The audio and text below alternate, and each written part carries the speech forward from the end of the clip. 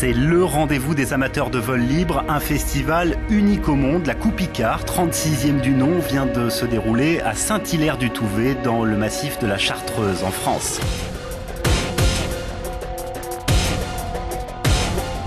C'est, je crois, le rêve d'Icare, voler avec les aigles, comme nager avec les dauphins. Et pour moi, personnellement, c'est vraiment mon rêve d'enfant qui est abouti. Ouais. Voler sans moteur, c'est quelque chose d'absolument exceptionnel, en fait, hein, avec juste un petit bout de chiffon. Faut pas s'appeler Rambo pour faire du parapente. C'est l'esprit parapente, la grande famille. C'est comme une drogue, mais bien meilleure qu'une drogue.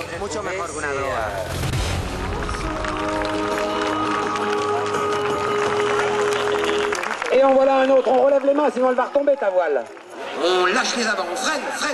Incontournable, le concours de déguisement a attiré à lui seul plusieurs milliers d'aficionados du vol libre. Bien au-delà d'un simple carnaval, cet exercice beaucoup plus difficile qu'il n'y paraît a permis aux parapentistes et autres pilotes de Delta de tester leur adresse dans des conditions pas toujours évidentes. Il l'a rêvé, il l'a fait, la maison qui décolle. Le tout dans une ambiance détendue et ludique. Cette année, on a vu voler une maison, un hippopotame. Les bénévoles de l'association L'aile aux enfants ont eux offert leur baptême de l'air à 6 jeunes filles et garçons en rémission de cancer. C'est une forme, je dirais... On freine. C'est bien. Excellent. Merveilleux décollage. Un point commun entre tous ces doux fous volants, on est là avant tout pour se faire plaisir, on ne se prend surtout jamais au sérieux. C'est l'esprit de cette Coupe Icare depuis toujours. Heureusement, car certains ne sont pas allés bien loin.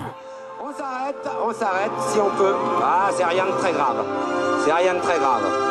Ah, et le meilleur moyen... Généralement, ah oui, la Blériot, elle soulève. Oh.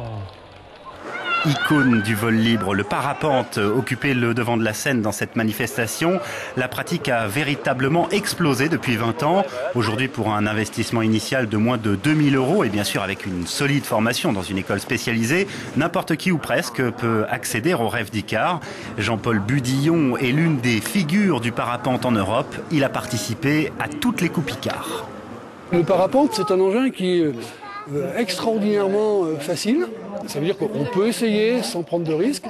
Après, c'est une activité qui est dangereuse, qui est difficile, qui réclame des compétences en aérologie, en météo. Si on a envie de faire s'amuser, bien rigoler, c'est ouvert à tout le monde.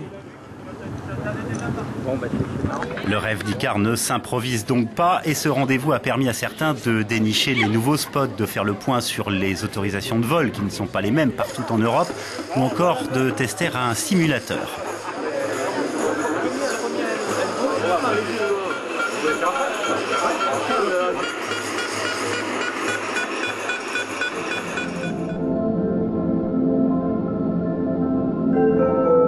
Les plus curieux ont pu s'émerveiller avec les dirigeables toute dernière génération qui, comme les voitures, fonctionnent entièrement à l'électricité.